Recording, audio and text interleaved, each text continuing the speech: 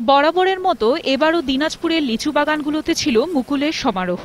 তবে অতিবৃষ্টি, শিলাবৃষ্টি, ঝড়, তাপদাহ সহ প্রতিকূল আবহাওয়ার কারণে মুকুল ঝরে পড়ায় ফলন নেমে এসেছে অর্ধেকে। লিচুর আকারও হয়েছে ছোট।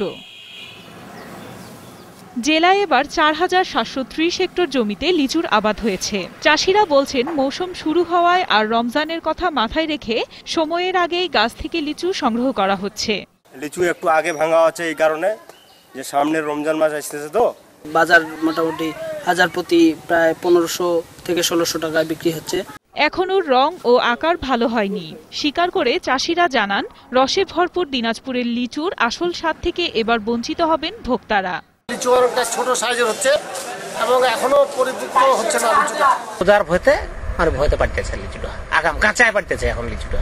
আর কৃষি কর্মকর্তারা বলছেন, এবার লিচু আবাদের পরিধি বাড়লেও প্রতিকূল আবহাওয়ার কারণে ফলন কম হয়েছে। প্রায় এপ্রিল মাসটায় অনিয়ন্ত্রিত বৃষ্টিপাত, দমকা ঝোড়ো হাওয়া ফলে লিচুর যে স্বাভাবিক বৃদ্ধি কিছুটা ব্যাহত হয়েছে। দিনাজপুরের লিচুর সুনাম দেশ জুড়ে। অর্থনৈতিকভাবেও জেলায় অবদান রাখছে সুস্বাদু এই ফল। তবে এবার ফলন কম আর আগাম বিক্রি হওয়ায় লোকসানের আশঙ্কা করছেন বাগান মালিক ও ব্যবসায়ীরা। ডেস্ক রিপোর্ট, ২১শে টেলিভিশন।